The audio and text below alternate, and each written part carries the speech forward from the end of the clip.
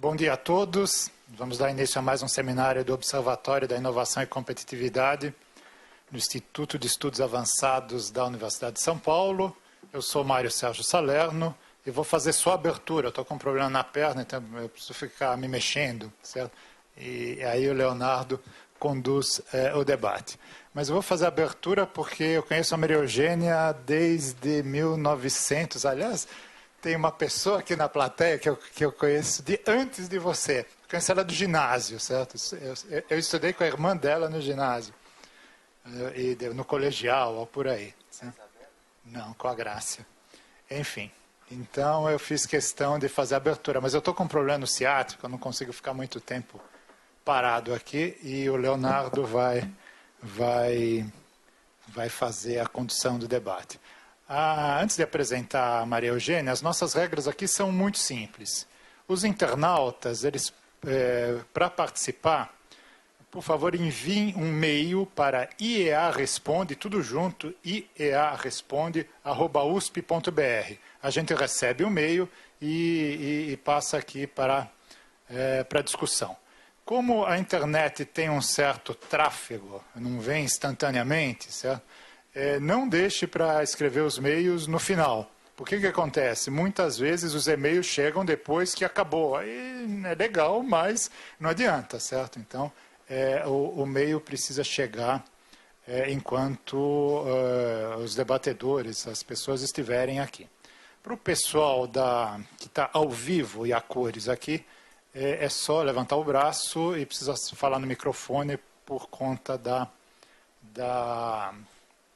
transmissão, e esses vídeos todos são gravados, certo? Eles são editados depois, minimamente editados, e ficam à disposição na videoteca do Observatório da Inovação e Competitividade, que deve ter, sei lá, uns 150 vídeos, algo por aí, à disposição. Tá? Bom, a Maria Eugênia Boscov, ela é engenheira civil, ninguém é perfeito, né? Fez na Poli, é professora antigamente a gente chamava de PEF, né? Agora continua sendo PEF, mas mudou de nome. Do Departamento de Estruturas e Geotecnia, é isso? De Estruturas e Geotecnia, e ela é uma das poucas pessoas que é especialista em solos e poluição de solos. Né? Nós já fizemos com ela uma discussão sobre a política de resíduos sólidos, Política Nacional de Resíduos Sólidos, há mais de um ano atrás, mas não foi feito aqui no IEA. Na época tinha problemas aqui, eu não lembro qual dos problemas, se estava invadido, se estava em reforma. Durante um tempo essa sala ficou em reforma e a gente fez num auditório na Poli, mas nós tivemos problemas técnicos com a gravação e nós não temos o vídeo. Tá? Como teve uma alta demanda, a gente pensou em fazer novamente. É claro que não é a repetição da outra, mas digamos, o assunto básico é esse. Tá? E hoje a Maria Eugênia ela é professora titular lá do Departamento de Engenharia de Estruturas? De estruturas e geotecnia ou geotécnica. Então, falando tudo de novo, a Maria Eugênia é professora do Departamento de Estruturas e Geotécnica da Poli. Ok? Bom, eu vou parar de falar porque o negócio está complicando aqui, então eu vou passar para a Maria Eugênia de uma vez.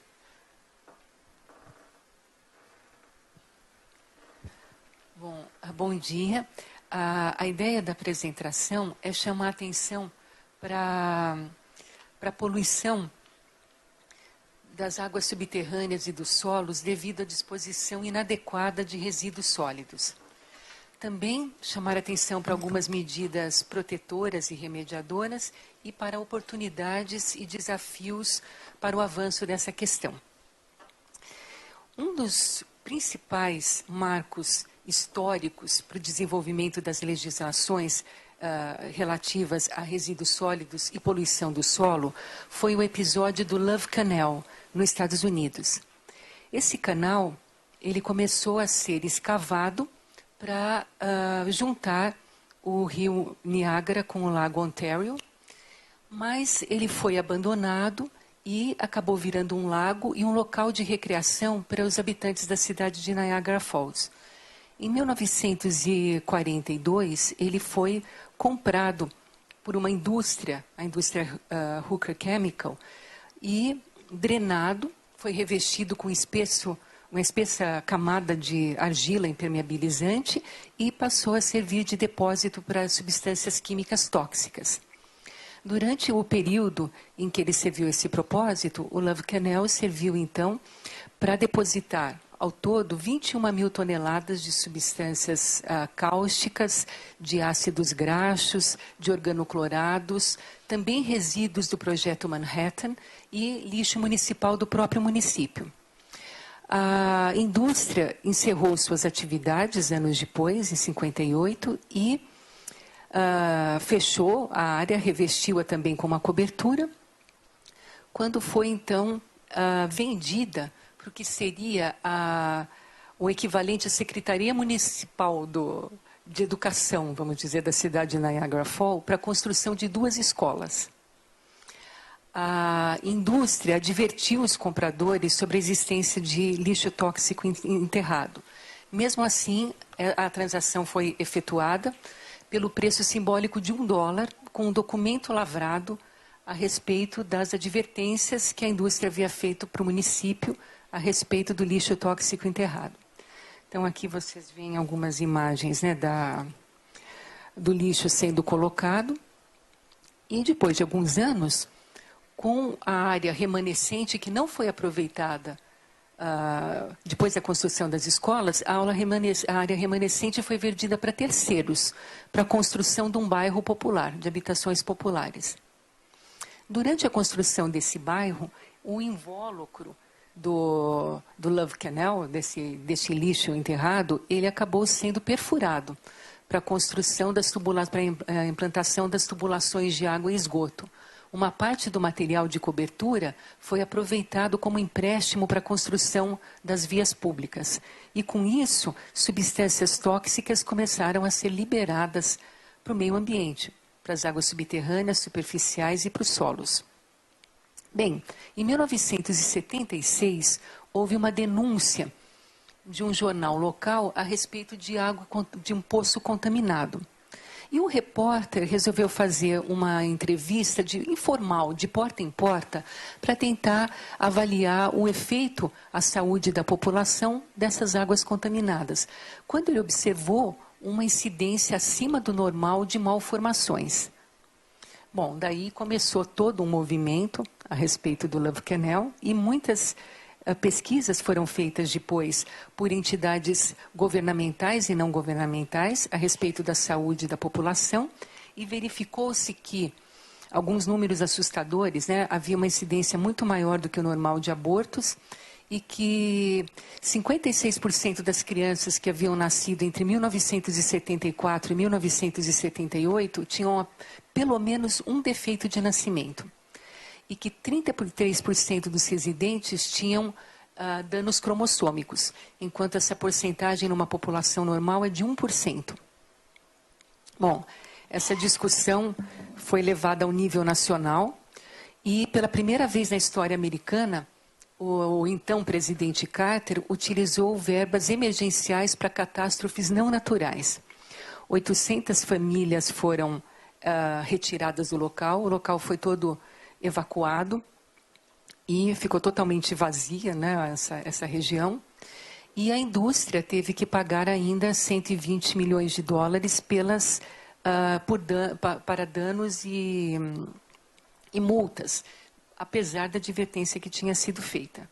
Então, essa discussão toda nacional acabou ensejando a aprovação no Congresso, pelo Congresso americano, do que se chama de Superfund Act, que é a regulamentação de áreas contaminadas, de poluição ambiental, crimes ambientais, né?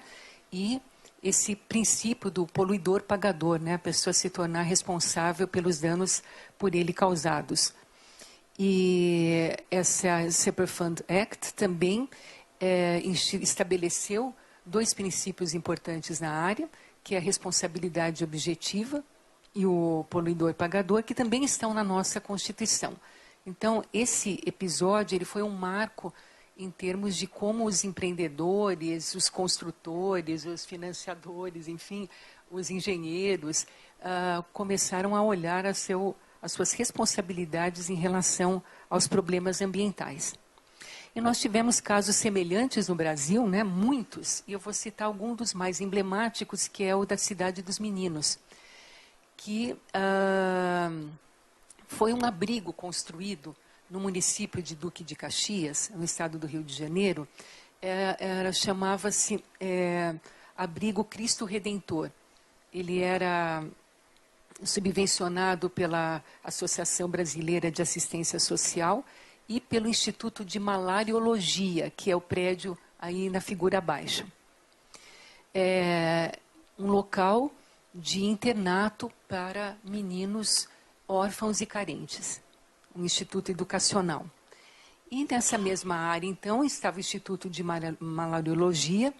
A Cidade dos Meninos foi instituído como instituição educacional em 1947. Em 1945, o Instituto de Malariologia implantou uma fábrica na região para a produção do hexaclorociclohexano, que era o chamado pó de broca, e também para manipulação de organoclorados como o DDT, e que eram materiais que eram utilizados nas campanhas nacionais para combate a endemias disseminadas pelos vetores da malária, doença de Chagas, febre amarela. Então, durante 11 anos foram produzidos esses produtos, e em 1961 a fábrica começou a ser desativada e se desativou totalmente em 1965. Daí, nos anos 80, também devido aos meios de comunicação, começou a se comentar que estava sendo vendido o pó de broca em feiras livres no município de Duque de Caxias. Daí também começou a se fazer pesquisas ao local e descobriram que esse pó de broca era proveniente de umas 400 toneladas de pesticidas que tinham sido abandonadas dentro do instituto, dentro da fábrica desativada. E pesquisas posteriores mostraram que essa contaminação tinha se estendido numa distância muito grande, principalmente ao longo de uma estrada, que chama Estrada de Camboaba. Esses resíduos tinham sido disseminados pelo ar, pelas águas pluviais e mesmo pelo uso dos moradores da região como pesticida, como reboco de parede, para tapar buraco na estrada. Então, esses compostos químicos, né, estavam em grandes concentrações no meio ambiente. Vocês veem aí nessa figura, todos esses pontinhos coloridos são diversos tipos de organoclorados que foram detectados. Tudo isso deu muita discussão. Acabou pela desativação do Instituto Educacional, principalmente depois que se foi constatado que as crianças tinham, uma porcentagem elevada das crianças tinha HCH no seu soro. E a área foi cercada por um alambrado, jogaram cal virgem no local, mas, enfim, nunca o problema foi totalmente resolvido. Vocês veem que algumas famílias foram retiradas, mas não foi vamos dizer, uma solução definitiva para o problema. E hoje em dia ainda tem muitas famílias que moram lá, nessa região que foi considerado o foco principal da contaminação. E elas ainda desenvolvem atividades agrícolas e pastoris. Então ainda persiste o problema da Cidade dos Meninos. Aqui nós vemos mais algumas imagens de poluição de solo por resíduos industriais aqui no Brasil. E essas áreas contaminadas, né, elas são realmente um problema para o meio ambiente, para a saúde pública, para o uso da terra, né, para o tecido urbano.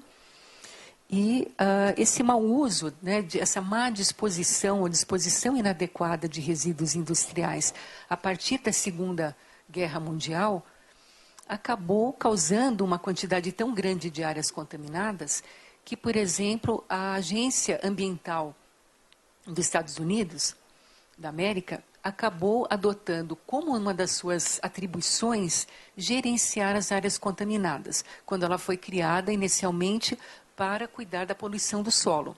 A mesma coisa aconteceu aqui com a CETESB, né? Ela inicialmente trabalhava com a poluição do ar. O ESPA também, inicialmente com a poluição do ar. E com o tempo, verificando-se essa quantidade de áreas contaminadas, ela passou a gerenciar também as áreas contaminadas. Aqui é o cadastro de áreas contaminadas da UESPA, em que constam registros de todas as áreas até agora registradas, em qualquer etapa da situação em relação à contaminação. Áreas que estejam, por exemplo, sob suspeita, as áreas que estão em investigação, as áreas cuja contaminação já foi confirmada, as áreas que estão em projeto de remediação ou em execução de remediação e também de áreas definitivamente remediadas.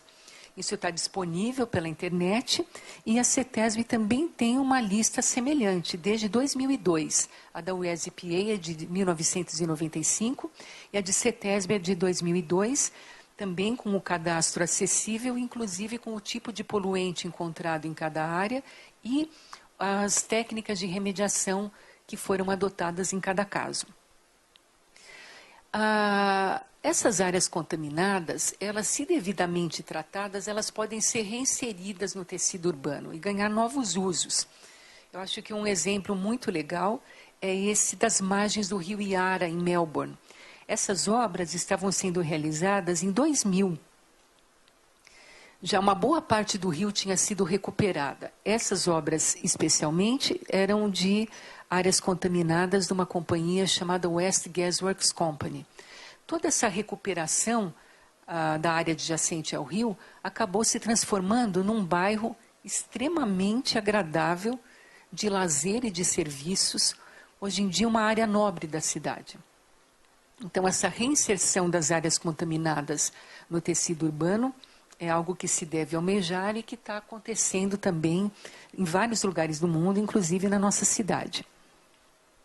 Existem várias técnicas, né, para recuperar as áreas contaminadas. Eu dividi aqui as diversas técnicas em relação à retirada ou não do solo contaminado do local. Existem várias maneiras, né, de classificá-las. Eu usei essa maneira, com remoção do solo, que seriam técnicas de remediação ex situ.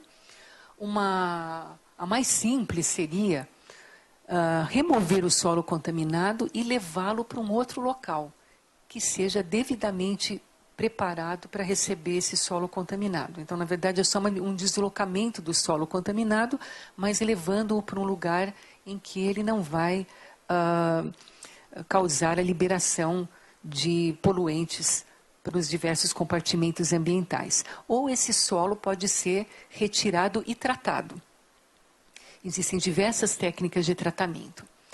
A outra maneira de lidar com o problema é não remover o solo e tentar tratá-lo in situ. A técnica mais simples ou mais antiga ou mais usual seria o confinamento geotécnico. Na verdade, é isolar a área, confinar os resíduos, de modo que os poluentes fiquem ali retidos. Isso é feito por meio de barreiras verticais, horizontais, de fundo, enfim, camadas impermeabilizantes que confinem o resíduo. Aqui é só aqui é só um esquema muito simplificado para mostrar qual que é a ideia do confinamento geotécnico. A figura de cima seria uma planta, a área contaminada vista de cima.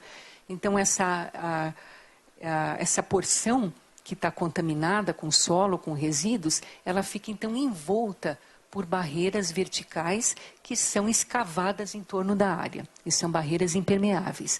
Olhando a figura de baixo, que é uma figura em corte, a gente vê que as barreiras... Tem uma luzinha? Não pega? A gente vê que tem...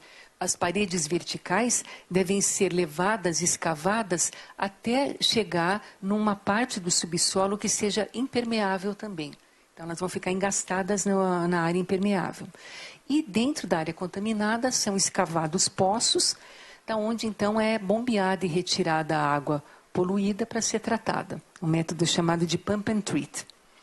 Existem vários tipos de barreiras, né, que podem ser utilizadas, ou então o material pode ser tratado, não apenas confinado, mas tratado in situ.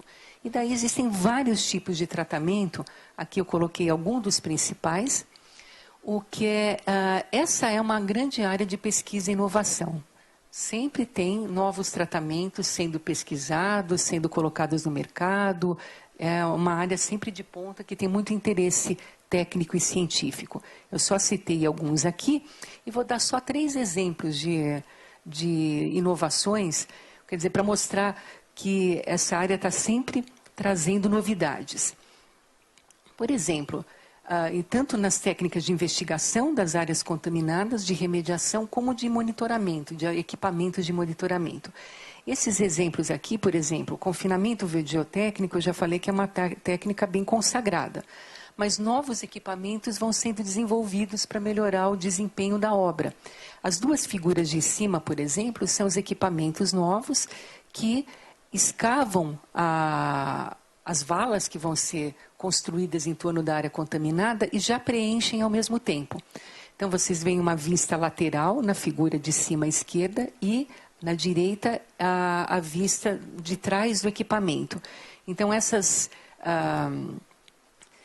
fresas vão cortando o solo e, ao mesmo tempo, dentro delas, né, passa um tubo que já vai jogando dentro da vala mistura de solo e cimento.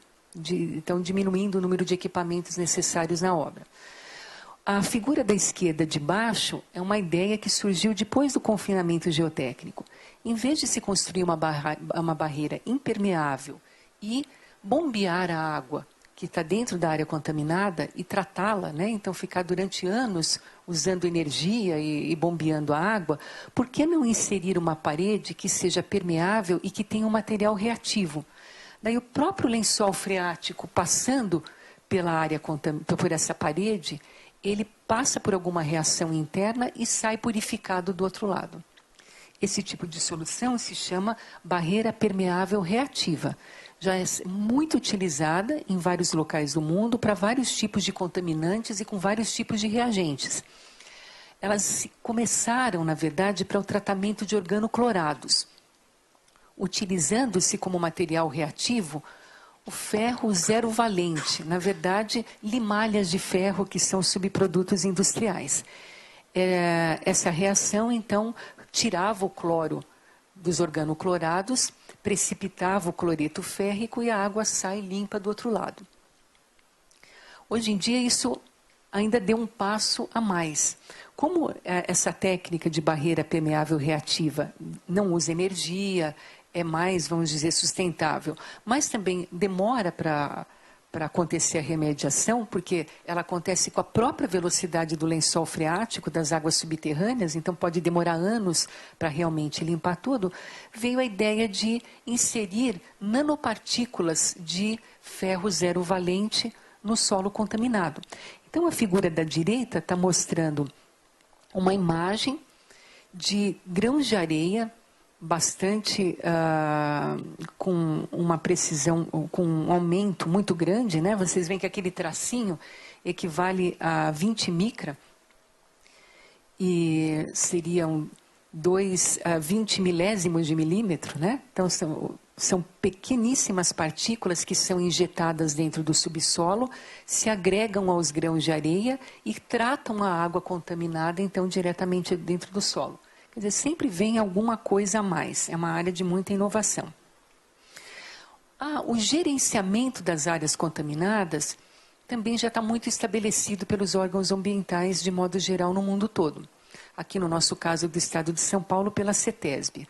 Então, existem passos que já estão estabelecidos quando há uma área suspeita de contaminação. É feita uma avaliação preliminar, depois uma investigação confirmatória, depois uma investigação detalhada, que vai levar a uma avaliação do risco. Em função dessa avaliação, é feita então a remediação. Feito um modelo, concebido um modelo de contaminação da área, que é chamado modelo conceitual de contaminação, seleciona-se uma técnica, ela é projetada, faz a execução e depois continua-se monitorando a área depois de um certo tempo. Eu acho que essa área também tem possibilidades de inovação, também tem desafios, principalmente, na minha opinião, no que se refere a uma abordagem integrada do gerenciamento das áreas contaminadas. Não estritamente do ponto de vista ambiental, mas também trazendo os aspectos econômicos, sociais e de saúde. Por exemplo, toda avaliação de risco é feita pensando no uso futuro da área. Então, qual que vai ser o risco para as pessoas que vão usar o terreno se ele não for remediado, né? Mas pouco se existe de consenso ou legislação sobre as pessoas que já foram impactadas pela contaminação. Isso normalmente não entra no projeto, né? Ou a saúde ocupacional das pessoas que vão trabalhar na solução de contaminação no local. Outra coisa, por exemplo, esses passos do gerenciamento de áreas contaminadas já estabelecidos, essa sequência é muito inflexível. E muitas vezes gastos excessivos são necessários para remediar a área. Muitas vezes com uma etapa anterior, algumas soluções podem ser utilizadas sem que seja necessária uma investigação detalhada. Pode-se, dependendo de outras variáveis, se adotar uma solução de remediação, prescindindo de um aprofundamento da investigação detalhada. Mas isso não é possível. E, normalmente, gastos com remediação, eles são considerados nobres, né? Eles são considerados justificados, principalmente quando eles ficam sob a responsabilidade de empresas e indústrias. Mas eu acho que nada se justifica um gasto excessivo, quer dizer, todo o recurso ele é limitado, né? E a gente deve usá-lo da melhor maneira possível. É claro que as áreas têm que ser remediadas e que os custos devem ser utilizados para garantir a saúde humana, para garantir a proteção ao meio ambiente. Mas eu acho que há maneiras, muitas vezes, de se utilizar melhor esses recursos. Alguns estudos mostraram recentemente que os investimentos, por exemplo, em saneamento básico, eles são muito mais efetivos para salvar vidas e prolongar vidas do que os gastos com remediação. É claro que se alguém mora num lugar contaminado, o lugar tem que ser descontaminado e não pode deixar a pessoa sujeita a doenças. Mas a sociedade tem que pensar onde ela quer gastar esse dinheiro, né? Quais os benefícios. É que é uma coisa muito interessante, principalmente para os técnicos. Eu digo, no meu caso, é muito desafiador, são sempre técnicas novas, exigem pesquisa, há uma certa paixão pela área de remediação de áreas contaminadas. Elas são algo importantíssimo. Mas existem vários casos em que poderia haver um pouco mais de inovação na maneira de encarar o problema. Por exemplo, quando a avaliação de risco é feita calculando-se, avaliando-se o efeito à saúde de uma exposição prolongada de quem for estar na área, né, acumulada ao longo de anos. E, em função desse risco, muitas vezes uma população é retirada do local. A população, então, é evacuada quando o risco é muito grande, né? E muitas vezes ela é levada, principalmente populações carentes, para áreas muito distantes e muitas vezes áreas que têm outros tipos de risco, áreas perigosas ou insalubres, até mais no local que eles estavam. E talvez uma técnica de remediação paulatina, né, que fosse sendo implantada aos poucos, permitindo que as pessoas permanecessem no lugar. São exemplos muito específicos que eu estou falando de experiências que eu vivi, mas que não existe essa flexibilidade porque o foco está todo na remediação imediata, né? Então é sempre importante saber qual que vai ser o uso da área. A remediação, por outro lado, pode prover novas áreas para novas pessoas morarem em áreas importantes da cidade, em áreas que já têm infraestrutura, né? A gente vê aqui em São Paulo tantos bairros cujas indústrias foram desativadas e que podem voltar a ser habitados, né? E daí vem outra inovação para profissionais de outra área, que é o de direito, que são os aspectos jurídicos das transações econômicas com áreas contaminadas, né? Uma área contaminada pode ser comprada por um preço muito inferior, desde que o comprador assuma o passivo ambiental, ele se responsabilize por isso, mas então tem uma série de tratativas, é uma área bastante pujante do direito hoje em dia também, os contratos em relação à compra e venda de áreas contaminadas. Bom, nós falamos de contaminação por resíduos industriais, mas outra fonte muito grande de contaminação são a mineração, a indústria da mineração, né? Aqui a gente vê alguns exemplos de áreas contaminadas em áreas mineradoras. Aqui na esquerda, essa cor bonita azul, né? Mineração de cobre.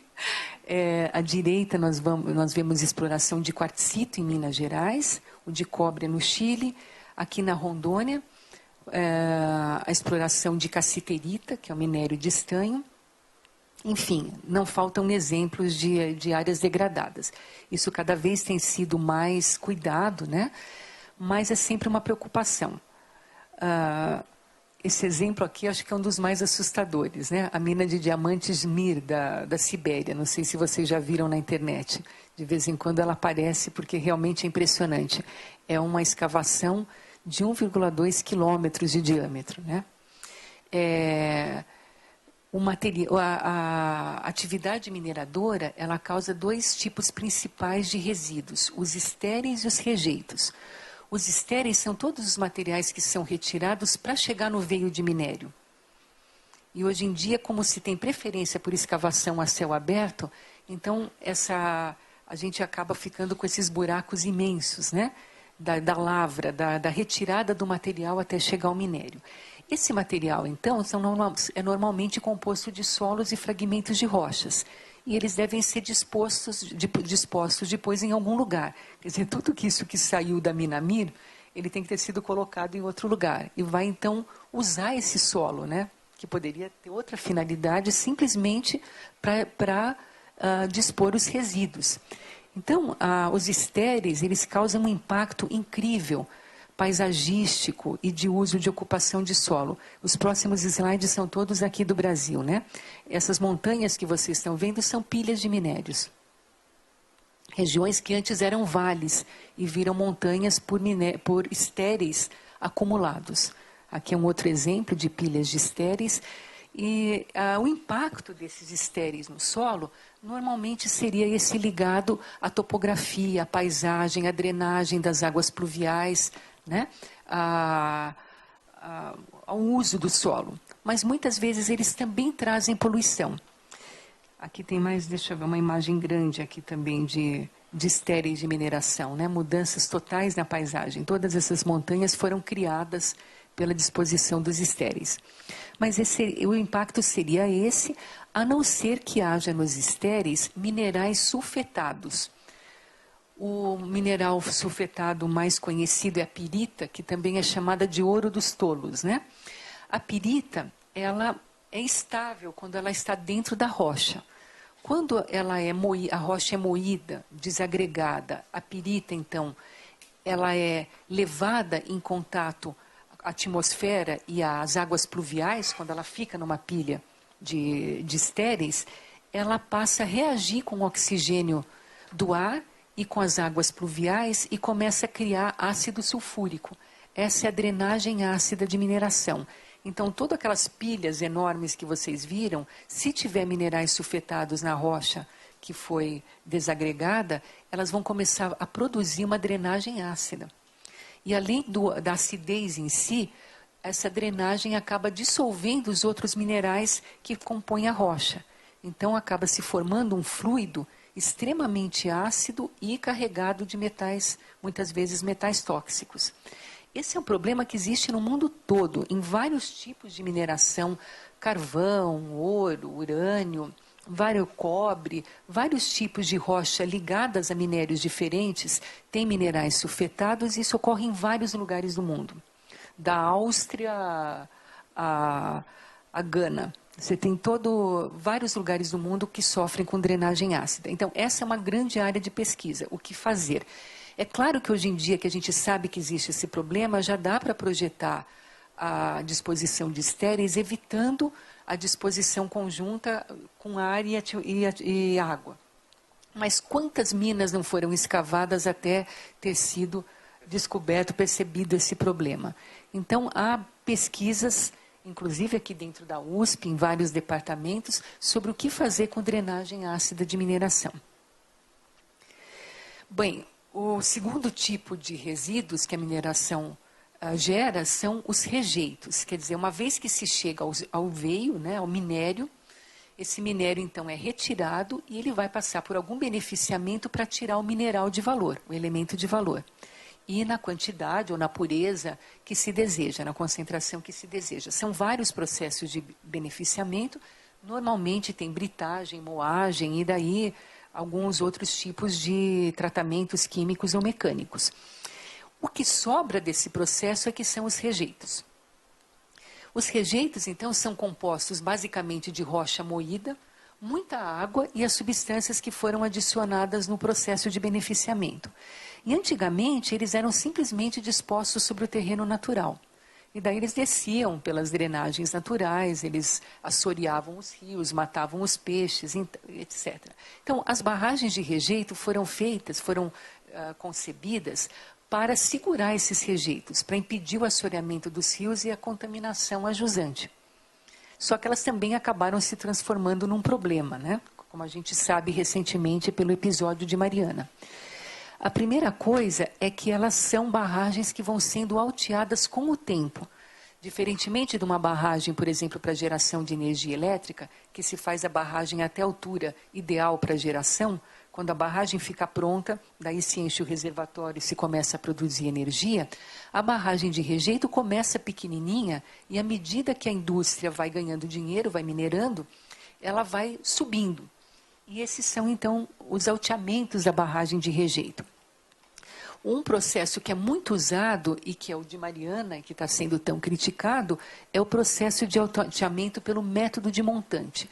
Então, inicialmente, se faz uma pequena barragenzinha de terra, que pode ter 5, 10 metros de altura, ela pode ser calculada para durar 1, 2, 3 anos, e depois começa-se, então, a jogar o rejeito da crista da barragem para a montante.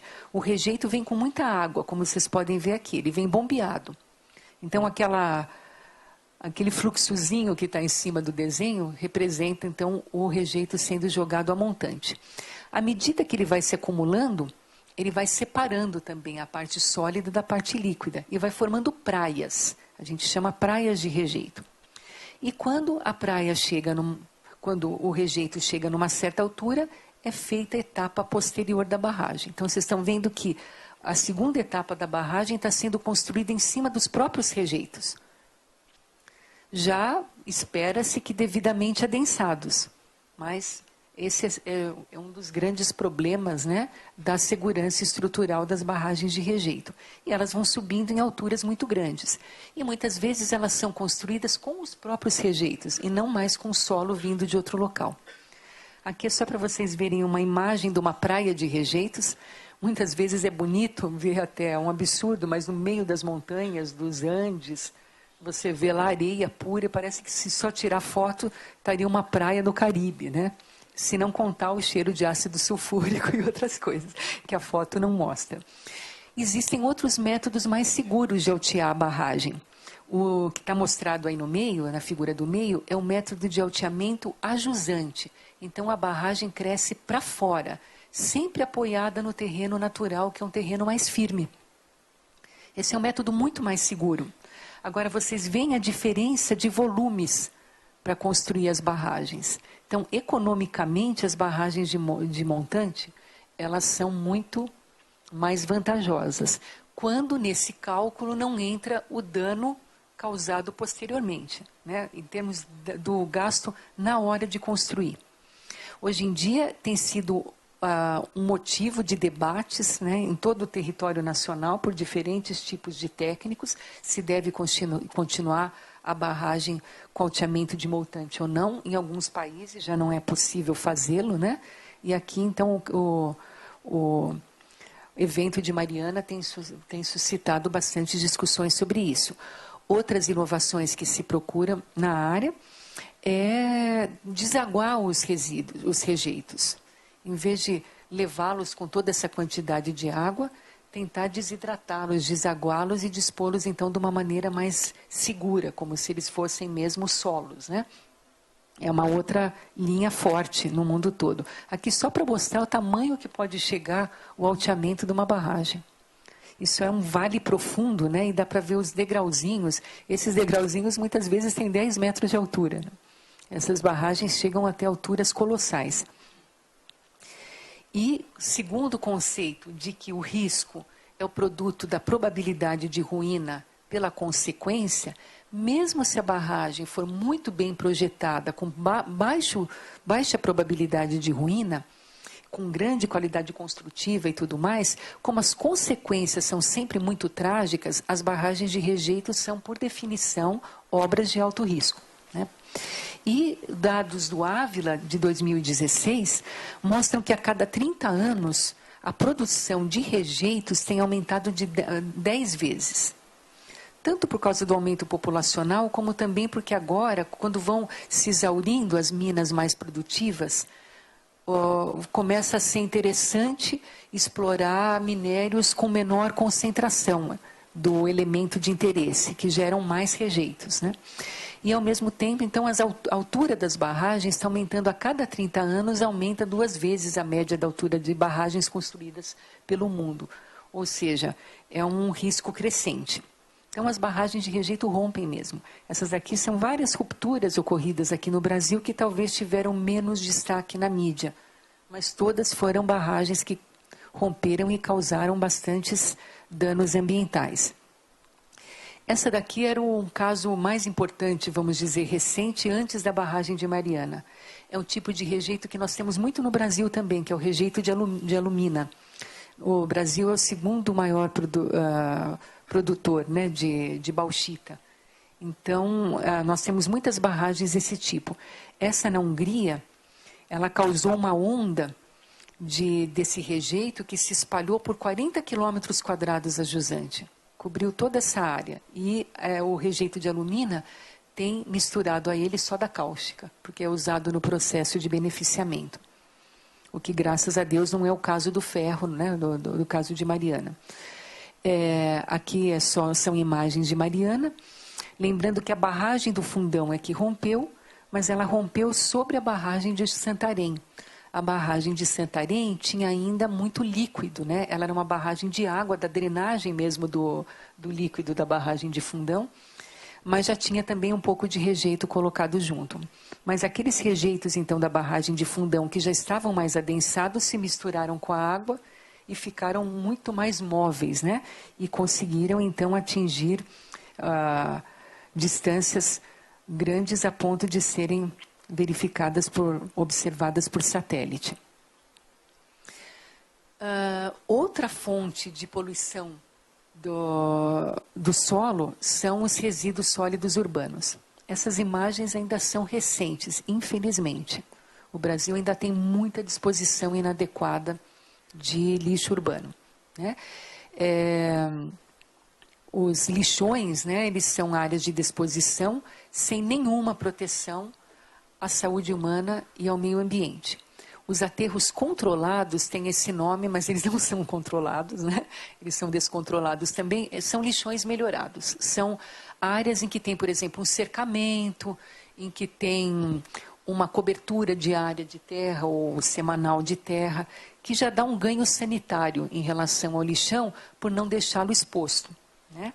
O lixão é tudo que pode estar de errado, né? Além do contato de animais e de pessoas com o lixo, o chorume, né, atualmente pela norma chamado de lixiviado, que é produzida na massa de resíduos, ele pode chegar às águas superficiais e subterrâneas, as condições desumanas, né, de trabalho dos catadores e a liberação do biogás para a atmosfera, que é formado por 2 vilões do efeito estufa, né? O biogás gerado no aterro sanitário é formado de metano e de gás carbônico.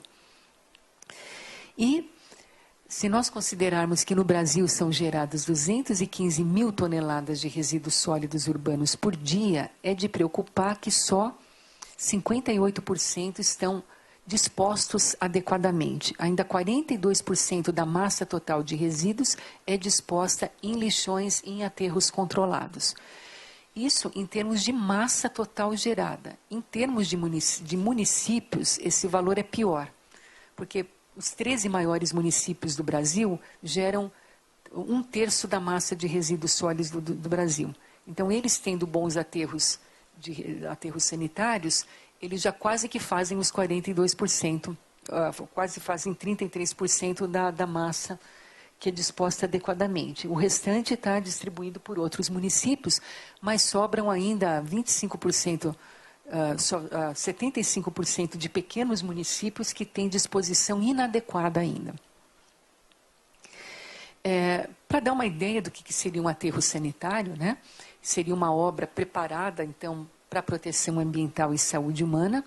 É claro que ela é algo paliativo, né? A gente espera que no futuro tenham outras soluções para o lixo urbano e isso seja uma coisa do passado. Mas no momento, se for para ser disposto o lixo em cima de terreno natural, o aterro sanitário seria o melhor tipo de disposição no momento. Ele tem uma série de etapas, né? Ele é para confinar os poluentes e o lixo dentro da área destinada a eles. Normalmente eles estão associados com associações cooperativas de catadores, né? E eles acabam até no final, no seu fechamento, participando da recomposição paisagística, olhando de longe, nem são agressivos, né, à vista. Mas eles rompem também, e rompem sempre. Todo ano tem ruptura de aterro sanitário. Apesar da técnica já estar bastante evoluída, ainda tem necessidade de inovação, tem muito desafio no projeto de aterros sanitários. Esse daqui é um aterro na região metropolitana de São Paulo. Ele rompeu em 2007 com 130 metros de altura. Ele já estava fechado. Ele rompeu sem que tenha sido colocado mais peso em cima dele. Ele já estava encerrado, só em fase de monitoramento. Então, graças a Deus, não teve vidas envolvidas, né? Mas foi uma ruptura, uma perda grande. Isso acontece sempre, porque eles ficam muito grandes. A verdade é que ninguém quer ter um aterro sanitário perto de casa, né? E os aterros que já existem, como sempre é um conflito social, né? Achar uma nova área, os aterros acabam sendo usados talvez mais do que eles possam e chegam a alturas muito elevadas. Quer dizer, um aterro de 100 metros de altura hoje em dia não é comum. E para vocês verem o que significa para um pequeno município construir um aterro sanitário operando corretamente, né? Tem uma série de fases, né, para ele funcionar adequadamente. Por exemplo, primeiro tem que ser feita a terraplenagem do local para acertar a área que vai receber os resíduos. Daí toda essa área é revestida no fundo para proteger o solo local e as águas subterrâneas. Então, sobre o solo local é construída uma camada de argila compactada de 60 centímetros de espessura, e é um material que é procurado, né, um material de boa qualidade para dar uma permeabilidade muito baixa. Em cima dessa barreira mineral é estendida uma geomembrana, que é um produto sintético de polietileno de alta densidade, que tem a mesma permeabilidade de uma parede de concreto. Então, esse conjunto geomembrana com barreira mineral impermeabiliza a área. Sobre eles é colocado a camada de drenagem do percolado, que é uma camada de brita com um tubo perfurado dentro, e daí em cima vem os resíduos. Quer dizer, o líquido produzido na massa de resíduos, ele entra pela camada de drenagem e pelo dreno perfurado e deve ser conduzido para um reservatório para tratamento. Mas se houver qualquer problema, existe esse conjunto protetor, que seria a geomembrana associada com a barreira mineral.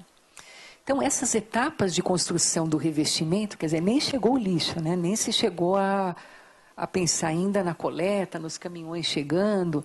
Você já tem um custo muito grande de implantação.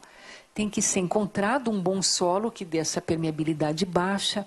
ele tem que ser espalhado, ele tem que ser compactado, é dado o acabamento final. Daí vem as geomembranas são espalhadas e depois elas são emendadas e toda a área então é revestida. Daí por cima vem o dreno, né? O dreno pode ser do tipo tapete, ou seja, a brita espalhada em toda a área, ou no caso de falta de brita, um dreno tipo espinha de peixe, como vocês estão vendo do lado direito. E dentro dessa brita vai haver, nas posições mais baixas, né? Tudo isso é feito com uma certa declividade, embora pareça plano, não é, né? E embaixo vai ter o dreno perfurado. E esses drenos, eles colmatam. Vocês veem que o chorume, o lixiviado, ele por uma série de motivos, de causas biológicas, físicas e químicas, ele praticamente entope tudo, os drenos, a brita, então tudo tem que ser construído com um fator de segurança elevado para continuar funcionando depois de um certo tempo. Quer dizer, esse tubo colmatou estando envolvido em brita, né? Depois do revestimento de base começam a chegar os resíduos, eles têm que ser compactados diariamente para aproveitar melhor, para ter mais resistência e para diminuir o volume para essa área servir por mais tempo. Diariamente o lixo tem que ser coberto com solo para evitar a proliferação de vetores. E a construção é feita em etapas, em células que são revestidas na base, no topo e nas laterais por argila também, de baixa permeabilidade. O aterro não é construído todo de uma vez, ele é construído em fases. Depois são construídos drenos verticais para o biogás. Então o aterro... Acho que deu algum... Deixa eu ver como é que volta aqui. Você quer tentar para mim? Aqui, está ótimo. Vocês veem aqui vários tipos de drenos de biogás, eles vão subindo à medida que o aterro vai crescendo. Antigamente só se fazia o tubo perfurado dentro da brita e era então uma drenagem passiva, né? Os gases formados sobem pelo dreno e lá em cima eles são queimados, né? São tratados ou queimados, como vocês veem aqui na figurinha de baixo. Hoje em dia já se procura fazer um aproveitamento energético, então são colocados tubos forçados e o gás é extraído a vácuo para depois entrar numa central que vai produzir energia. Tem uma cobertura final que deve ser bastante impermeável para evitar que entre água e forme esse chorume e para evitar que esses gases saiam para a atmosfera e vão realmente para dentro dos drenos. Tem uma drenagem superficial também para proteger da entrada de água de chuva e no final, então, ele fica com essa aparência. E tem todas as estruturas de apoio. Tem que ter cercamento, guarita, balança para pesar os caminhões, almoxarifado, local para armazenar todos esses materiais, né? A brita, os geossintéticos, a argila, pátio para os equipamentos manobrarem, para manutenção de equipamentos, escritório, enfim, iluminação. É uma obra que precisa de bastante investimento. O chorume, o tratamento do chorume é que é o nosso calcanhar de Aquiles hoje em dia. Ainda é muito difícil tratar chorume. Normalmente ele vem então dos drenos, é colocado nesses reservatórios e daí ele pode ser levado para uma estação de tratamento de esgoto, eventualmente, industrial ou doméstico, mas existem outras técnicas, né? Por exemplo, evaporação de chorume, polimento do chorume, criando-se wetlands artificiais, né? Fazer fitorremediação do chorume para tratá-lo, ou filtração, né? Osmose reversa com membranas de filtração, tudo isso ainda muito caro e com dificuldades ainda bastante grandes. Essa é uma área que vale a pena investir em pesquisa. E, finalmente, então, o aterro, quando ele é terminado, ele tem que ter uma recomposição, uma revegetação e deve ser monitorado a partir daí. Isso daqui é só um exemplo de criatividade. Esse inglês, o Cowland, tinha que construir um aterro sanitário em Hong Kong, que é um lugar que não tem espaço, né? E, ao mesmo tempo, muito populoso, com grande produção de resíduos sólidos urbanos. Se ele fosse usar o próprio lixo subindo, né, com aqueles degraus, como vocês viram no aterro sanitário, chegaria numa declividade muito baixa. Então, ele fez um muro muito elevado de solo reforçado na área que seria a área de recebimento dos resíduos, e uma vez pronta essa área, os resíduos então vão ser depositados aí dentro. Então, em vez de ser um aterro construído com os resíduos, foi um aterro de solo reforçado com geomembranas, e dentro vão ser só depositados como numa bacia. Bem, só para falar da situação do Estado de São Paulo em relação aos resíduos sólidos urbanos, né? O Estado de São Paulo instituiu em 1997 um instrumento de gestão chamado de Inventário Estadual de Resíduos Sólidos Domiciliares. Na época, isso foi feito, teve um propósito de ser primeiramente um diagnóstico. Foi elaborado um questionário com 41 variáveis, relativas a vários aspectos do aterro sanitário. Tem iluminação, tem cercamento, trata-se o chorume, o aterro é compactado, tem cobertura de área. Então, com essas 41 variáveis, chega-se a uma nota, a uma avaliação, que é o Índice de Qualidade de Aterros de Resíduos, o IQR. E cada local de disposição recebeu uma nota. Para baixo de 8 foi considerada a disposição adequada, para baixo de 6 inadequada, e aquele nome que eu não gosto muito, controlado, entre 6 e 8. E isso valeu até 2011. Em 2011 resolveu-se terminar com essa categoria intermediária, e é adequado ou inadequado. E a nota passou a ser 7. Para vocês verem como foi importante para o Estado de São Paulo, essa era a situação em 1997, na esquerda. O vermelho significa disposição inadequada dos municípios. O amarelo é aquele mais ou menos, o controlado, e os verdinhos eram os adequados. Então, esse diagnóstico foi feito, e a partir daí o Estado condicionou o repasse de verbas para saneamento para os municípios, desde que eles aumentassem seu IQR. E, ao mesmo tempo, criou uma equipe técnica para dar apoio para os municípios poderem melhorar suas áreas de disposição. Então, isso veio melhorando paulatinamente. Em 2005, você já vê que a situação do Estado já estava bem melhor depois de 8 anos, né? Isso estava em 2011, quando foi, então, mudada essa ideia de tirar os amarelinhos, não usar mais o controlado, só adequado e inadequado. Então, essas manchas amarelas tiveram que passar a ser verdes ou vermelhas, né? Então, em 2012, em 2011, houve essa mudança do critério e voltaram a aparecer muitas áreas vermelhas, porque, na verdade, elas estavam mesmo inadequadas, elas não eram aterros sanitários. E agora, em 2014, a gente já tem a situação abaixo. Então, uma situação bastante confortável, vamos dizer, mas ainda a gente falando é disposição ainda, disposição sobre terra, que é algo que os países mais desenvolvidos têm tentado acabar.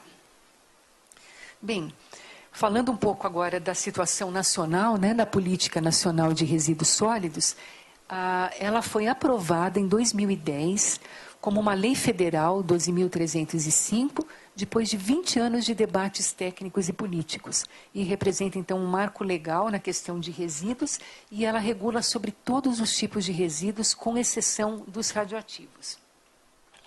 Ela tem 5 eixos temáticos, mas eu vou falar deles agora. Não precisam olhar, a gente vou falar aos poucos. A primeira, então, seria a hierarquia dos resíduos. Então, a ideia seria não gerar resíduos. Se tiver que gerar, reduzir a sua geração. Uma vez que foram gerados, reutilizá-los, reciclá-los, recuperá-los, tratá-los e só no final fazer a disposição.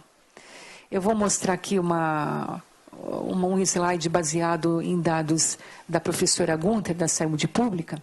Ela ressalta que o Brasil ainda está na parte de baixo da pirâmide. Na verdade, a gente ainda está discutindo disposição final, se é aterro sanitário, se não é, se está adequado ou não. E mesmo depois desses 6 anos de Política Nacional de Resíduos Sólidos, essa é a situação. As porcentagens não mudaram, na verdade.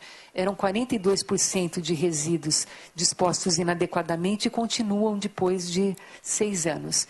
E a reciclagem continua na ordem de 2% a 3%. Então, a gente ainda está lutando para uma melhor disposição final, quando a meta deveria ser a não geração. Só em comparação à União Europeia, ela tem trabalhado na base, nos últimos 20 anos, na prevenção da geração. e depois na reutilização, reciclagem, hoje em dia principalmente a valorização, e a meta é a eliminação de resíduos colocados sobre terrenos naturais até 2025. Isso não está tão distante da realidade, quer dizer, não existe resíduo zero, mas eles já estão com uma melhora muito grande nesse sentido. Outra meta da Política Nacional de Resíduos Sólidos era a erradicação de lixões e aterros controlados até 2014, com a exigência do encerramento, proibição de construção de novos e recuperação dos que foram fechados. Essa meta, infelizmente, não foi atingida, e então os prazos foram estendidos agora com certos condicionantes. No primeiro momento, quando foi promulgada a lei, e quando ela não é obedecida, o município, o indivíduo jurídico, ele pode ser penalizado pela lei de crimes federais, né? Crimes ambientais, desculpa. Então, no momento inicial, houve um grande movimento dos municípios para melhorar a sua disposição. Mas, com o tempo, talvez também ligado à crise econômica, esse movimento foi parando e a gente está ainda numa situação bastante ruim. Outra meta é que os municípios, assim como os estados, devem elaborar os seus planos de gestão integrada de resíduos sólidos, como condição imprescindível para receber recursos federais. A gente pode dizer que nesses anos, mais de 50% dos municípios brasileiros fizeram os seus planos de gestão integrada. Outra ideia da política nacional é fomentar os aterros consorciados. Como é tão caro, né? Vocês viram a infraestrutura e o funcionamento, a operação do aterro sanitário, então vários municípios se juntarem, municípios menores, e criarem aterros consorciados.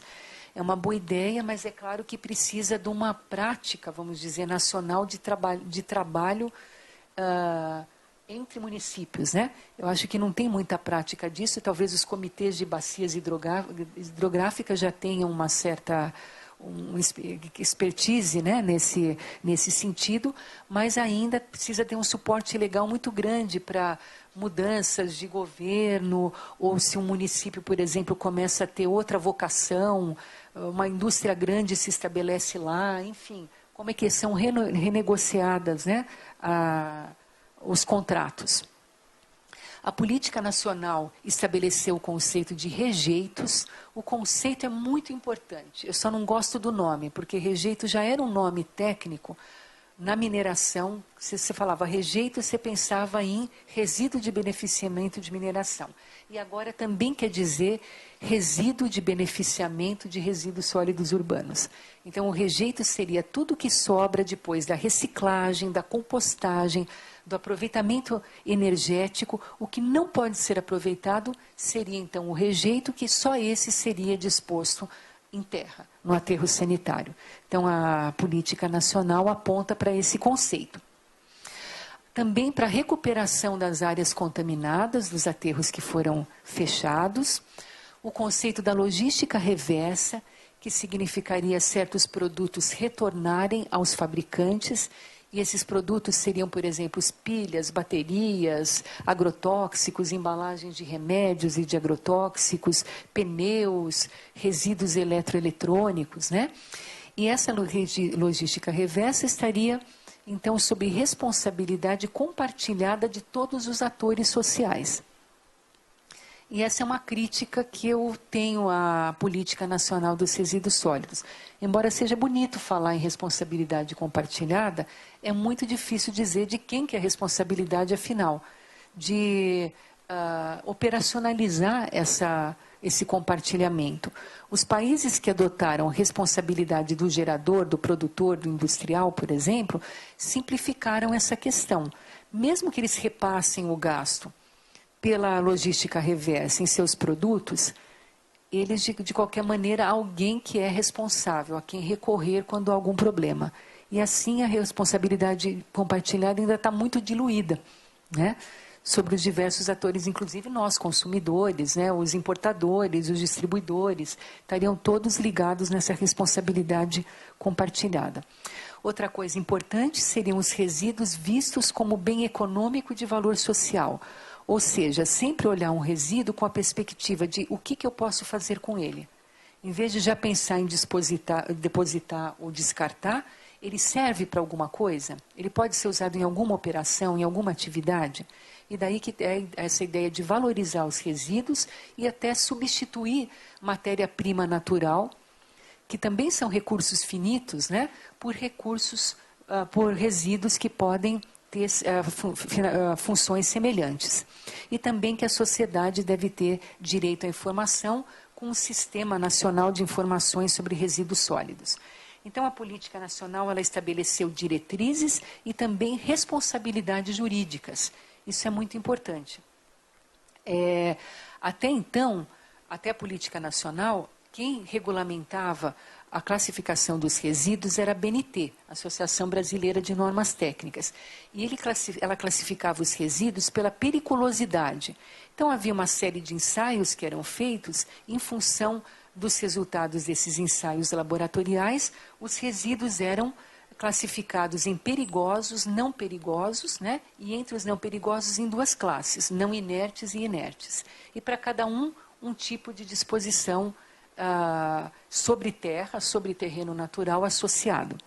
E os resíduos sólidos urbanos eram considerados já não perigosos e não inertes, sem necessidade de fazer os ensaios. Durante alguns anos, enquanto a política ia sendo discutida, por pressão da sociedade, alguns resíduos especiais começaram a ter destinação diferente, né? E que vieram ao bojo mesmo de discussões ambientais, de pressão social, né? E isso foi regulamentado por resoluções CONAMA em nível federal. Então, existem resoluções para resíduos de portos, aeroportos, serviço de saúde, construção e demolição, pneus. E depois a Política Nacional de Resíduos Sólidos incorporou esses fluxos, que já existiam. A Política Nacional classifica os resíduos pela origem e, de certa forma, já destina, né, em função, incorpora as resoluções CONAMA. Os resíduos sólidos urbanos são de responsabilidade do Serviço de Limpeza Municipal e os resíduos industriais do gerador. Isso está muito claro. Uma área ainda de pesquisa e inovação importante são os estudos dos fluxos de resíduos que são distribuídos pela sociedade. Por exemplo, se uma indústria produz uma máquina de lavar, tudo que for resíduo do processo industrial, enquanto ela está fazendo aquilo, né, ela está fabricando, é de responsabilidade dela. Mas depois que aquilo foi para a casa de uma pessoa, de quem que é a responsabilidade daquele resíduo? Então, os fluxos dos eletroeletrônicos domiciliares é algo muito interessante, por exemplo. É fácil você criar uma resolução, por exemplo, um acordo setorial para grandes empresas. Sempre que trocar os computadores, a empresa vai ser responsável. Um banco, né? Um banco que tem, por exemplo, filiais no Brasil todo. Então, são milhares de equipamentos. E agora, aquele microcomputador da sua casa, por exemplo, que já tem 10 anos de idade e está encostado em algum lugar, né? Então, esses fluxos já são muito importantes. Eu já estou terminando, é só uma coisa importante. E sobre a valorização, a gente tem muitos resíduos para serem valorizados. Os resíduos de construção e demolição, eles já estão bastante pesquisados. Ainda tem muitas outras finalidades possíveis, né? Quando eles são britados e peneirados, eles ficam com a mesma característica de britas e eles já estão sendo usados em concretos, em pavimentos, né? Em várias obras de construção civil, até nos próprios drenos dos aterros sanitários eles podem ser utilizados. Mas, por exemplo, os próprios rejeitos de mineração, né? Os rejeitos de ferro são areias. O problema só é que essas areias estão lá no meio das montanhas de Minas. E quem poderia usar areia, muitas vezes, né, os grandes centros industriais, imobiliários, estão muito longe, né?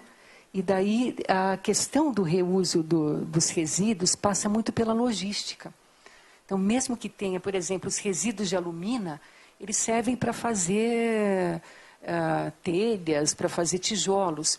Só que as maiores barragens de rejeito de alumina estão lá no Pará, perto da foz do rio Amazonas, né?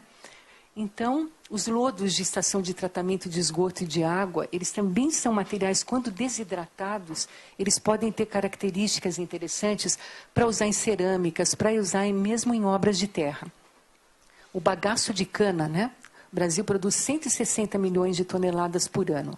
Quase tudo é utilizado para forragem, para alimentação de animais e geração de energia. Mas mesmo assim sobram 16 milhões de toneladas por ano. E muitos materiais, hoje em dia, compósitos, precisam de fibras. Existe concreto com fibra, solo com fibra. Quer dizer, a gente tem uma fibra que pode ser utilizada, pode ser pesquisada, né? Aliás, ela está sendo pesquisada. Então, o reuso de resíduos, ele passa por esses estudos todos de comportamento mecânico, hidráulico, e também se eles são seguros ao meio ambiente, se dentro do asfalto, do concreto ou do solo, eles não vão lixiviar seus poluentes para os compartimentos ambientais, mas muito pelos aspectos logísticos e muito também pelos aspectos sociais. As pessoas não gostam de trabalhar com resíduos. Os construtores não gostam de trabalhar com os resíduos e as pessoas não gostam de morar ou realizar atividades em obras que foram construídas com resíduos. Isso ainda é muito mal visto. Então, precisa de todo um trabalho social para que isso seja valorizado e seja utilizado quando há comprovação de que não vai haver nenhum dano, nenhum risco à saúde humana e ao meio ambiente. Então, essas foram alguns itens que eu procurei trazer, né? Essa visão integrada do problema das áreas contaminadas, os problemas logísticos, né, ligados aos resíduos, os problemas sociais, todos esses têm que estar ligados na área técnica, que é a área em que eu trabalho, mas na verdade não dá para ter soluções técnicas nessa área ambiental, nessa área de resíduos, dissociadas das outras vertentes, porque é tudo realmente muito interligado.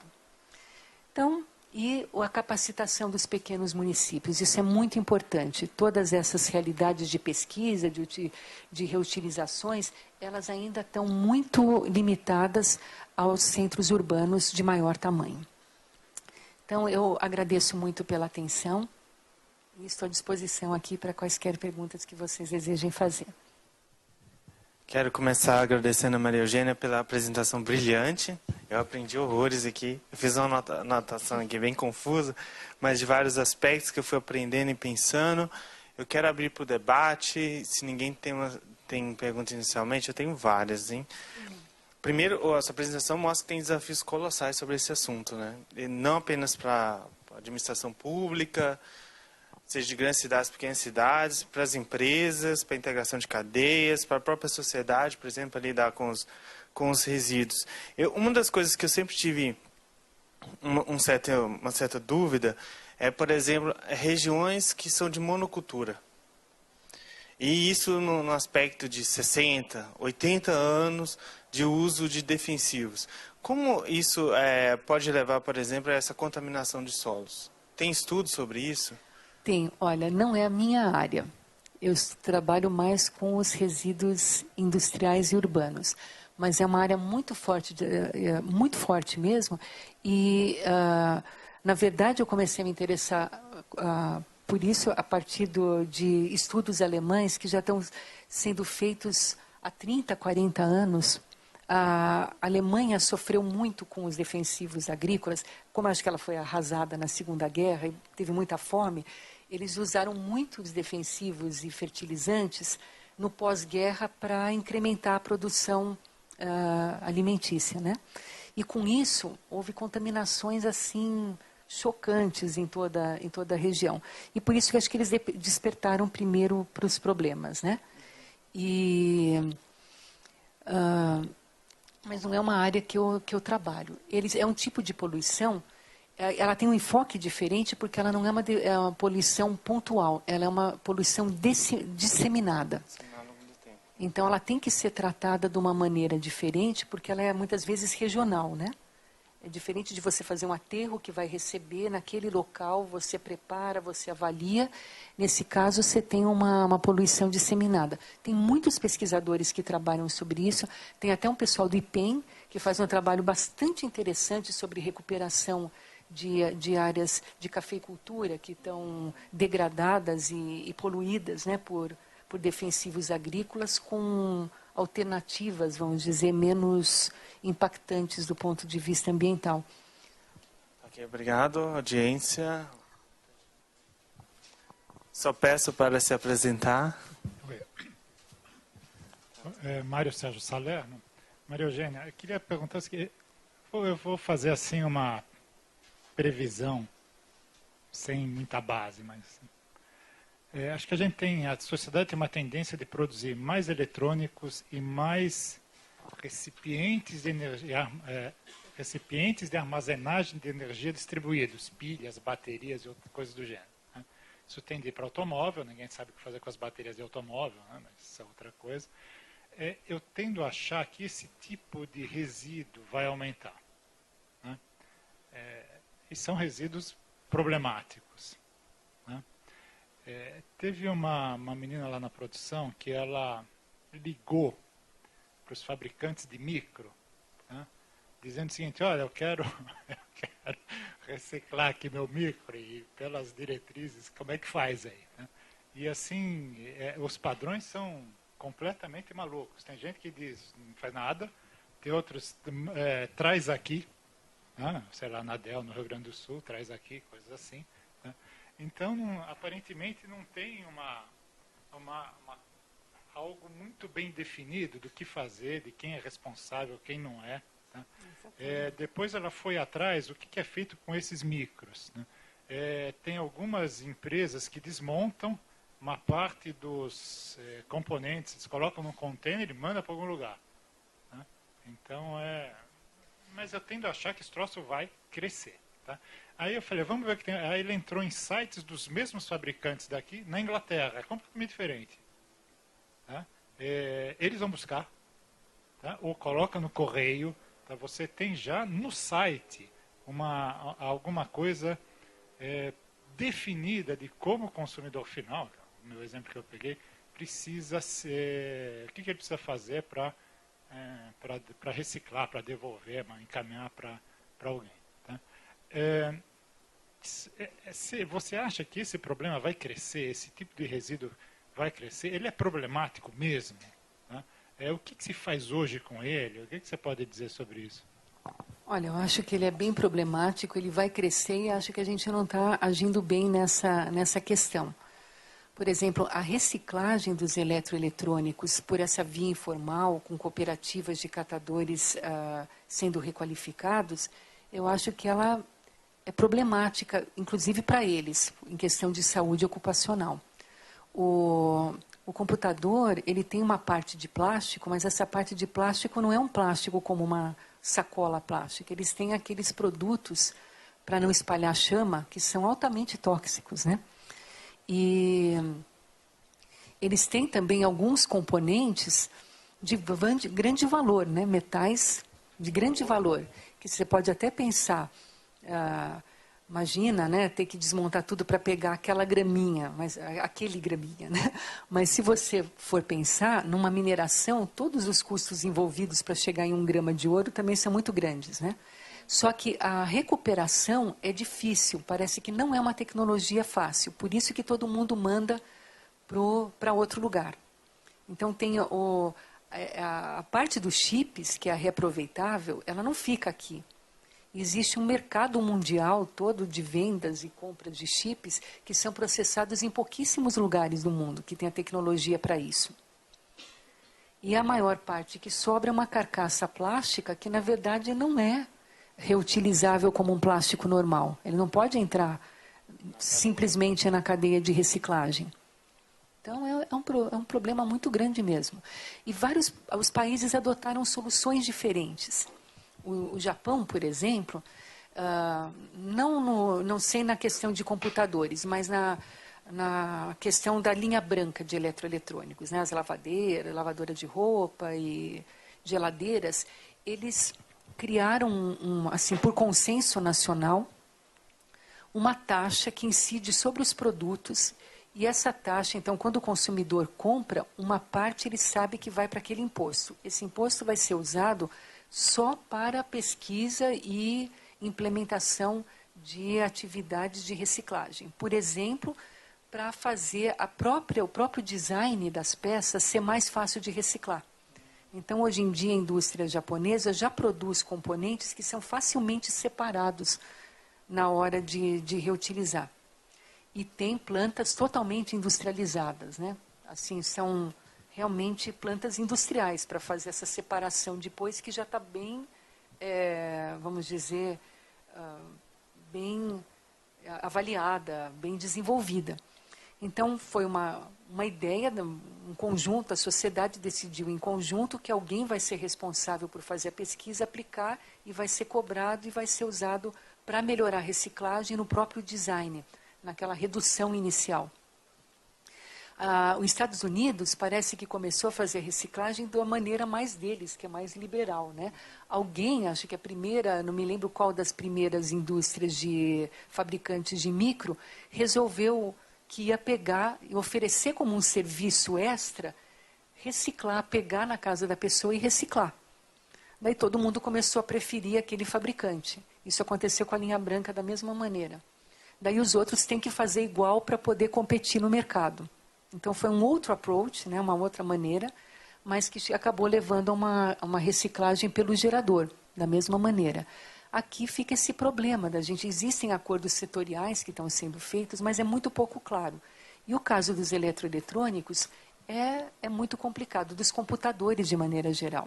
O que se faz muito ainda, que é muito errado, e que países desenvolvidos, e que a gente muitas vezes admira por como eles tratam seus resíduos internamente, mas eles fazem também, é fazer doações de eletrônicos para países de terceiro mundo, pouco desenvolvidos, dizendo que estão fazendo a inclusão digital. E, na verdade, mandam um monte de equipamentos que ninguém vai usar, que não servem, para ser depois depositados a céu aberto, sem nenhum cuidado, né? É uma questão bem complicada mesmo, Mário. Deixa eu aproveitar, só fazer um comentário. Eu conheci uma experiência aqui em São Paulo, de uma empresa que ela monta os computadores para uma grande marca americana. Aí, por causa da mudança da regulação, ela decidiu reciclar, que é coletar os microcomputadores, os laptops, e reciclá-los, basicamente reprocessar o plástico. Aí, por exemplo, no caso das impressoras brancas, eles reciclam, chega ao polímero, mas não consegue vender o mesmo polímero para a indústria, porque ela não aceita aquele tom de branco e o que o consumidor final não aceita, etc. E uma das coisas que ficou nessa experiência e nessa conversa, que tem desafios tecnológicos monumentais, por exemplo, chips. Eles simplesmente moem as placas os microprocessadores, porque não sabem o que fazer com aquilo, né? E aí, um pouco, você acha que o modelo brasileiro, pensando nessa reciclagem, tem uma questão de governança, dificuldade de saber quem é que assume as responsabilidades? Porque, no caso específico dessa empresa e dessa cadeia, era muito claro que não se sabia quem estava liderando esse processo de logística reversa. Eu acho que a política nacional pecou nisso. Ela é um marco legal importante, ela realmente é uma legislação que está afinada com as tendências mundiais, né? Realmente trouxe um diferencial para o país, mas essa questão da responsabilidade compartilhada é problemática, é muito difícil. Você tem que ter um norte mais definido para envolver. Daí, é claro que se a indústria vai ser responsável pela recuperação, pela reciclagem e pela coleta, ela vai cobrar por isso. Mas isso tem que estar bem claro também para a sociedade, né? Tem que estar claro. De como vai ser. Como que vai ser. A Saúde Pública fez uma pesquisa interessante sobre o fluxo domiciliar de resíduos eletroeletrônicos no município de São Paulo. Eu participei como uma das pesquisadoras envolvidas. E é muito interessante como as pessoas acumulam produtos. Era mais para ver comportamento do usuário para tentar traçar esse fluxo domiciliar. As pessoas acumulam seus eletroeletrônicos em casa, né? Eu acumulo. Tem muito, na verdade, ninguém quer jogar no lixo porque sabe que não é certo, né? Ninguém hoje em dia descarta simplesmente. Mas também não sabe o que fazer com aquele monte de celulares na gaveta. Então, o número de eletroeletrônicos armazenados é muito grande. E a maior parte das pessoas disse que reciclaria se soubesse o que fazer. Mas, né, se teria uma oportunidade. Quando são eletroeletrônicos de maior porte, normalmente são feitas doações, né? Se usa no Brasil, como tem essa diferença entre as classes sociais muito grande, muita gente carente, então as geladeiras, as máquinas de lavar vão sendo passadas para outras pessoas, mas os pequenos eletroeletrônicos realmente vão sendo armazenados em casa. E aí, só um comentário, pensar o que é assustador, por exemplo, empresas que estão na ponta da inovação, como a Apple, etc., desenvolvem os celulares, a Samsung, sem pensar a cadeia reversa, né? Porque já tem um amontoado de dispositivos de iPhone, do Samsung, Galaxy, etc., e você não sabe o que fazer com isso, e ano após ano são lançadas novas versões. Nós temos algumas pessoas inscritas, o Cavalete é inscrito aqui, Tatiana. José Carvalheiro, Observatório de Inovação. E eu não posso deixar de dizer que é Faculdade de Medicina de Ribeirão Preto, como epidemiologista, e Fundação Oswaldo Cruz, também como epidemiologista. Por conta do comentário que eu vou fazer inicialmente, e depois vou solicitar uma opinião da expositora. Primeiro, cumprimentá-la pela magnífica apresentação. Na área de epidemiologia, esta é uma das questões mais sensíveis e mais polêmicas. Como trabalhar a questão da saúde e do meio ambiente, não é? Da contaminação ambiental, em particular de questões como estas da Baixada Fluminense, não é? E daqui da Baixada Santista, não é? Em que, na realidade, quem trabalha com epidemiologia ambiental sempre fica sujeito a ações na justiça, quando não até ameaças físicas, não é? Isso fez com que a Associação Internacional de Epidemiologia Ambiental criasse uma figura que não é uma comissão de ética, é uma comissão de filosofia e ética que divide os profissionais desta área em dois tipos, né? Um que eles chamam de whistleblowers, assopradores de apito, não é? E o outro, os mais sensatos, né? Os assobiadores são aqueles que qualquer coisa já levam à imprensa e já vão divulgando coisas de uma maneira mais ou menos desabrida, não é? E do outro lado, proteger aqueles que fazem investigações sérias e que acabam sendo perseguidos, às vezes até ameaçados fisicamente, não é? Os pesquisadores desta área da Fundação Oswaldo Cruz, da Escola Nacional de Saúde Pública, têm feito estudos bastante avançados ali na Baixada Fluminense, em Duque de Caxias, porque ali tem, evidentemente, ameaça de doenças importantes em moradores da área que acabou não sendo... E eles são ameaçados aqui em São Paulo, na Baixada Santista. Aí era uma aluna minha de Ribeirão Preto, a Lia Giraldo, que era no governo Montoro. Ela era a chefe, né? A assessora, a diretora regional de saúde da Baixada Santista. Ela é que se intrometeu em Cubatão, né? E também se meteu nesta contaminação de uma multinacional farmacêutica francesa, né? Que também foi perseguida de todas as formas. Então, esta, na convergência da área da saúde com esta área da engenharia, enfim, essa área ambiental é uma das áreas mais sensíveis, mais difíceis, mais... Bueno, este mesmo grupo no qual eu tenho interação, da Fiocruz, ao analisar a epidemia de de dengue e a microcefalia, etc., etc., etc., se colocou na contramão, não é? Considerando que é a falta de um destino adequado para os resíduos sólidos que está fazendo com que você tenha um aumento desenfreado da criação do Aedes, né? E por decorrência das doenças que estão associadas à transmissão pelo Aedes.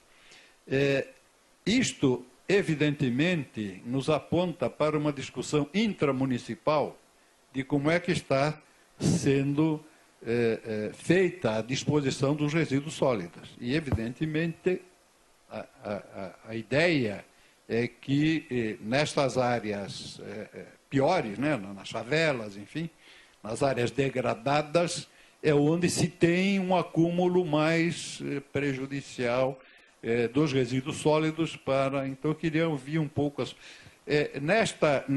Neste inventário dos resíduos sólidos, eu me interessei por isto, mas isso praticamente classifica os municípios, né, em função de como é que eles fazem a disposição em aterros, em lixões, seja lá como for. Mas eu acho uma coisa interessante fazer o inventário, né, através de geoprocessamento, para ver como é que essa disposição... Eu queria ouvir a sua opinião sobre isso. E eu não resisto a essa história dessa maneira beneficente de distribuir eletrodomésticos ultrapassados para os países pobres. Isso é antigo, não é? Quando que fizeram um plano de alimentos para a paz, por pressão da indústria de tabaco, incluíram o cigarro, né? A bolsa que distribuía alimentos para os pobres tinha cigarro, né? Tinha tabaco. Portanto, é uma maneira estranha de ser beneficente, não é? Eu concordo com tudo que o senhor falou. Inclusive, eu esqueci de citar lá na apresentação da Cidade dos Meninos, que foi um trabalho da Fiocruz, que acabou ensejando essa desativação do Instituto Educacional, inclusive a remoção das famílias, que foi feito... Eles quase foram presos, né? Que foi feito na época. Companheiros epidemiologistas. Sobre essa... Eu achei interessante esse comentário sobre a Zika, de estar ligado a resíduos sólidos, porque realmente é uma questão sanitária muito séria, né? Pelo que eu entendo... Quando os lixões apareceram, eles foram uma revolução para a humanidade em termos sanitários. As pessoas simplesmente jogavam o lixo na porta de casa, né? Até o final do século XIX era isso que acontecia. Dizem que algumas cidades da Idade Média perderam a proteção da sua muralha em torno do feudo, porque os atacantes podiam subir nas montanhas de lixo, então conseguiam pular pelo muro. Quer dizer... E parece que o Rio de Janeiro, quando Dom João VI chegou aqui, né, a cidade toda linda e tal, mas todo mundo jogava o lixo na rua, as pessoas passavam sobre lixo. Então, a ideia de se coletar o lixo num local e levá-lo para longe e afastá-lo da onde ele foi gerado, representou, na época, uma mudança muito grande de saúde pública, né? A mesma coisa quando os aterros começaram a ser controlados. Quer dizer, quando as cidades cresceram e os lixões ficaram muito grandes, eles deixaram de ser algo bom e começaram a ser polos de problemas, né? De disseminação dos vetores, dos roedores, dos insetos e tudo mais. Então, o fato de cobrir todo dia com uma camada de solo já fez uma grande diferença. Um aterro controlado, em termos de saúde pública, né? É bem melhor do que um lixão. Só que ainda assim, sem a devida proteção ambiental. Então, acredito mesmo que se lá a situação de resíduos sólidos está inadequada e são doenças transmitidas por insetos, né? A ligação é clara, eu nunca tinha me dado conta disso, mas faz todo sentido. E a utilização de georreferenciamento é uma ótima ferramenta hoje em dia, né? Eu acho que isso também deve ser uma inovação que deve ser usada em termos de Brasil, né? Para mapear essas áreas contaminadas, para fazer estudos regionais, né? A gente tem essa ferramenta hoje em dia que é importante. Eu acho que eu ouvi assim já comentários de pessoas que se interessam, mas eu não sei se tem alguma pesquisa grande sendo feita no momento sobre isso já em andamento. Mas eu sei que tem essa intenção de referenciar todas essas áreas usando o SIGs e tudo mais. Né? Vamos abrir mais um conjunto de perguntas? Halu Hirata, da FEA USP. Maria Eugênia, eu gostaria de fazer uma pergunta assim, mais no sentido do paradigma, né? Porque é tão raro assim assistir uma palestra, né, de uma professora de departamento de solos, porque você começou, né, com o exemplo do Love Canal, né, que é o canal lá do Niágara, né? É o caso norte-americano, né? Porque o caso norte-americano, eu acho assim um pouco diferente do nosso, né, brasileiro, porque a sociedade americana, por exemplo, dizimou praticamente todos os indígenas, né? E para criar um modelo, né, de desenvolvimento, né? E no caso brasileiro, como é uma outra especificidade, né, mais assim de indígena e mais afro, né, que é essa mão de obra inicial, eu assim fiquei sabendo que quando se criou o departamento de melhoramento genético no IAC, né, cujo diretor era o José Gomes da Silva, né, ele foi fazer estágio no departamento de solos, né, lá do Japão, né. Aí depois também, quando foi na criação da Embrapa, né, Cleito Campagnola e vários outros ficaram mais de 5 anos lá no departamento de solos, lá no Japão, no mesmo departamento de solos, né.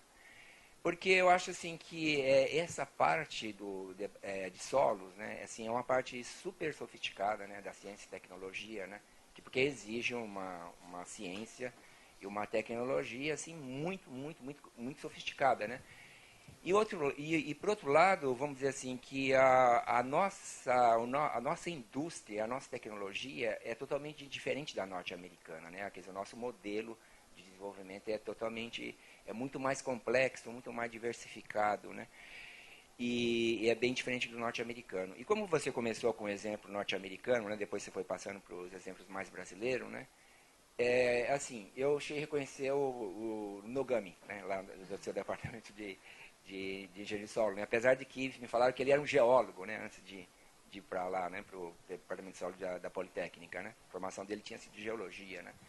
Então, se desse para você falar, explicar assim, né, assim, você que está lá no departamento, assim, mais ou menos como que é a formação, né, um pouco paradigmática do departamento de saúde da Poli, né, e de que forma diferencia do norte-americano um pouco e de outros modelos que existem.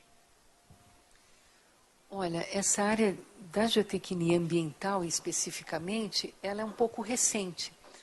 A Poli, ela veio de um modelo francês, né, também um modelo europeu, mas, claro, tem uma influência muito grande em pesquisa, nos pesquisadores americanos, né, tem muitos professores que fizeram a sua formação de doutorado, pós-doutorado nas universidades americanas, mas nessa parte de geotecnia ambiental especificamente, quer dizer, ela é recente, quando eu falo recente, meus alunos riem, é recente para mim com a minha idade. Né? Na verdade, ela tem 20 anos, por exemplo, no departamento. Nem era uma área que foi muito privilegiada no começo, né? Era difícil para os colegas entenderem por que alguém com uma formação de engenheiro civil e que estudou solos e que podia se interessar por túneis, barragens e rodovias, que ia trabalhar com lixo, por exemplo, né? Ou estudar química de novo, né? Para entender os poluentes. Então, eu acho a geotecnia ambiental ela veio de uma série de influências das pessoas que se interessaram ao mesmo tempo por isso. Eu posso dizer que, assim, no meu caso pessoal, eu comecei com muita bibliografia, quando eu comecei a me despertar para o assunto, com muita bibliografia alemã e americana. Foram as referências que eu tive no momento. E como eu fui uma das pessoas que participou da criação da engenharia ambiental na Escola Politécnica como curso de graduação, né, foi um grupo muito grande, capitaneado por 2 professores do Departamento de Engenharia Hidráulica e Ambiental, mas eu participei desde o começo e também dessa área de geotecnia ambiental dentro do departamento. Então, minha formação é bem mista. Na verdade, eu estou me interessando muito pelos japoneses agora, pela questão de reuso, que ultimamente eu tenho me interessado muito pelo reuso de resíduos em obras geotécnicas. E os japoneses estão muito adiantados nisso. Os japoneses, por exemplo, para ganhar terreno ao mar, eles usam resíduos para fazer ilhas, e essas ilhas depois têm diversos tipos de função, aeroportos, ou estendem o porto, por exemplo, ou fazem até empreendimentos imobiliários usando os resíduos, ganhando terra ao mar, e com muita tecnologia e com muita pesquisa ambiental. Mas o que mais me surpreendeu ultimamente foi a questão dos resíduos de desastres, que é algo que é uma área nova, né? A USP há pouco tempo criou o CEPED, o NAP, sobre desastres, pesquisas e estudos em desastres. E a experiência do Japão, por exemplo, com o tsunami, ela é muito importante. Vamos dizer assim, que a população passou por algo terrível e conseguiu reconstruir, né, grande parte das obras e do próprio funcionamento da sociedade num tempo, para nós, inacreditável, né? É só uma anedota, mas assim, um pouquinho antes do tsunami, eu morava na Vila Madalena e todo dia que eu vinha para a USP, eu passava por uma parte do Alto de Pinheiros que tinha um buraco no chão com uma haste e uma bandeirinha vermelha. Então, aquele furo estava lá há um tempão no pavimento. Daí veio o tsunami, depois vieram as reportagens na televisão sobre a reconstrução do Japão e o buraco estava lá. O Japão já tinha feito novas estradas e a bandeirinha estava firme e forte naquele buraco. Então, para a gente é inacreditável. Mas a própria maneira como as diversas províncias se posicionaram na recuperação dos resíduos de desastres foi diferenciada. Eu assisti uma palestra que me encantou. É uma província especificamente em que houve uma união de todos os órgãos que estavam envolvidos e fizeram um pool para tratar junto das questões. Porque tinha, por exemplo, resíduos de construção e demolição, tinha resíduos tóxicos, né, perigosos, radioativos, tinha problema de saúde pública. Então, envolvia um monte de secretarias e ministérios. Em algum lugar, essa recuperação não andou tão rápido. Nesse lugar especificamente, eles resolveram formar um grupo e eles agirem juntos, sem recorrer às instâncias superiores. E foi a área que melhor recuperou. E de uma maneira, quer dizer, à medida que eles iam limpando, retirando os resíduos, eles já iam reprocessando e já iam utilizando nas obras seguintes de recuperação. E alguns detalhes impressionantes que têm a ver com a sociedade, né? Um número imenso de voluntários se dispôs a trabalhar para a recuperação de objetos pessoais no meio dos escombros. Então, teve uma reciclagem não só de materiais para uso em construção civil, ou para disposição no caso de periculosidade, mas para resgatar memórias de pessoas. Então, eles procuravam as pequenas coisas e tentavam classificar e depois chamar a visitação pública. Então, pessoas que tinham perdido tudo, a casa, familiares, achavam uma bonequinha, uma carta, uma foto. Quer dizer, uma visão muito bacana. Então, eu gostaria muito de visitar especificamente essas pessoas. Estou tentando, através de um projeto de pesquisa, conhecer esse trabalho, porque na recuperação das áreas de desastres, por exemplo, formam-se muitos resíduos. A gente tem muito escorregamento e enchente. Os resíduos são muito variados, né? Quando você tem uma enchente, é a lama, é o lodo, é terra, corpos, pedaços de casas que são demolidos, que são arrastados, árvores. E, normalmente, o que se faz também é juntar tudo e colocar em outro local, né? E existem maneiras mais racionais, por exemplo, de tratar esse...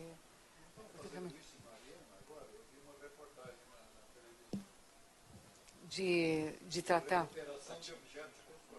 Estão fazendo isso? Então... Eu vi uma matéria na televisão recentemente, de que isso está sendo tentado em Mariana, a recuperação de objetos pessoais. Inclusive, na reportagem que eu vi, era a fotografia de uma namorada antiga, de um morador. Ele estava... Assim, enfim, estão pelo menos tentando. Não sei com que sucesso. Maria Eugênia, quero te agradecer pelo debate.